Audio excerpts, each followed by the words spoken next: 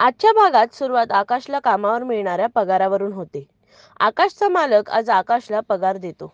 भूमी स्वतःच्या दुःखाचा पाडा अक्काला वाचून दाखवते. अक्का तिला सांगते, तू अहमदाबादला जा, तिथे माझी बहीण राहते, ती तुला मदत करेल. आज रात्रीच्या गाडीची तिकीट काढण्यासाठी ती दत्तूला पाठवते.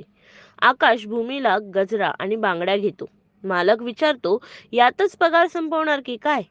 पण त्या मालकालाही बरं वाटतं की आकाश स्वतःच्या बायकोवर इतकं प्रेम करतो. आणि प्रत्येक स्त्रीला बरं वाटतं की तिचा नवरा तिला पगार झाल्यावर काहीतरी घेऊन येतो.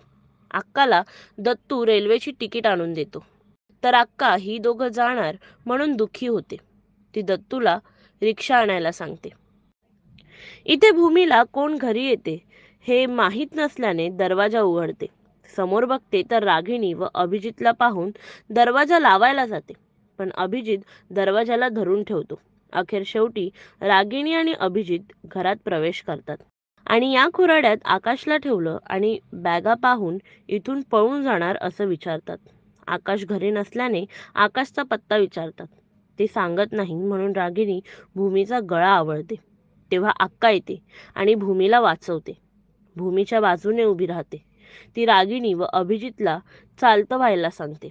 रागिणी प्रसंग ओळखून अभिजितला घेऊन निघून जाते.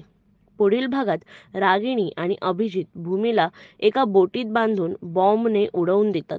त्या बोटीवर तेव्हा आकाश येतो. इथे आजचा एपिसोड संपतो. पुन्हा भेटू पुढील भागात. तोपर्यंत बघत रहा नंदिनी सोबत मराठी रिव्ह्यू.